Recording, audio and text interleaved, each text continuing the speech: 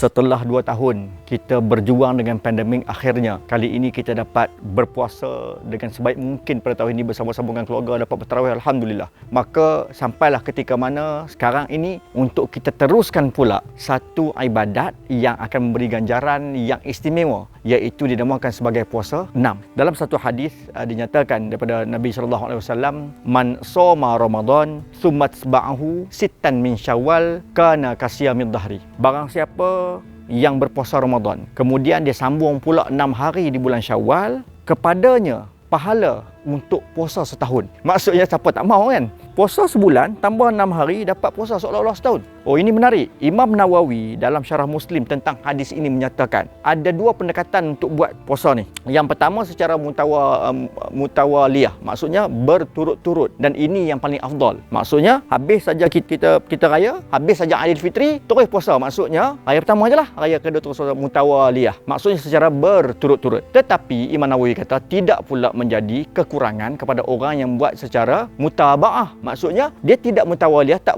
bertali arus, tapi dia buat mutabaah ini maksudnya berselang-seli.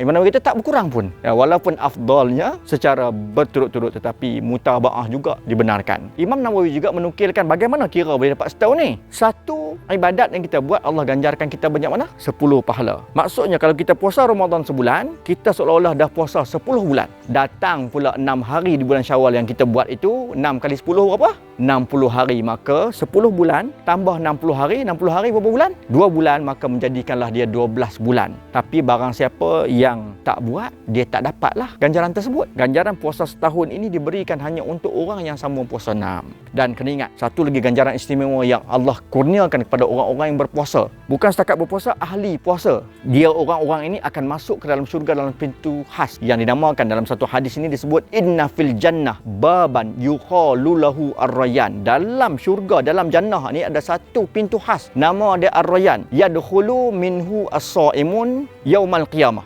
Orang-orang ahli-ahli puasa ini akan masuk syurga melalui pintu ni. Ini fast track. Dalam pintu ni tak akan ada orang lain. Ahli lain tak layak masuk. Untuk masuk ke pintu ni kecuali orang-orang yang dikategorikan sebagai orang yang ahli puasa. Nak dapat ahli puasa ni macam mana? Salah satunya adalah orang yang berpuasa, lepas itu dia sambung dengan puasa 6. Kita seronok mana-mana pi pun kalau kat dunia ni kita seronok kalau kita dapat potong queue. Kita rasa orang kata apa, di VIP kan. Kalau pi mana-mana orang ni tengah beratur, tiba-tiba kita masuk. Cik, datang cik, terus sini cik. Kita rasa macam alhamdulillah seronok kan. Mana-mana tempat pun kita nak kita dalam begitu. Kalau di dunia pun kita kena dilayan begitu, kenapa kita tak ambil kesempatan untuk dilayan begitu di akhirat? Tak kala mana orang lain tengah duk beratur panjang nak masuk syurga ni, kita ada satu pintu khas Ar-Rayyan, nama kita terletak kat situ. Dan kita akan masuk secara direct saja melalui pintu tu. Kenapa kita tak nak? Kenapa kita tak nak rebut peluang? Ambillah peluang untuk kita puasa 6. Moga-moga dengan itu kita akan dilayan secara VIP oleh malaikat Allah di akhirat kelak dan dapat masuk syurga dari pintu fast lane dinamakan sebagai Ar-Rayyan. Moga-moga Syawal ini yang masih panjang ini kita ambil ruang, ambil peluang, cipta peluang tersebut untuk sama-sama kita rebut 6 hari supaya kita akan dapat ganjaran yang telah dijanjikan oleh Allah Subhanahu wa taala. Moga-moga Allah pemudahkan, beri kesihatan kepada kita untuk kita laksanakan puasa 6 di bulan Syawal kali ini. Jadi untuk itu, Assalamualaikum warahmatullahi wabarakatuh.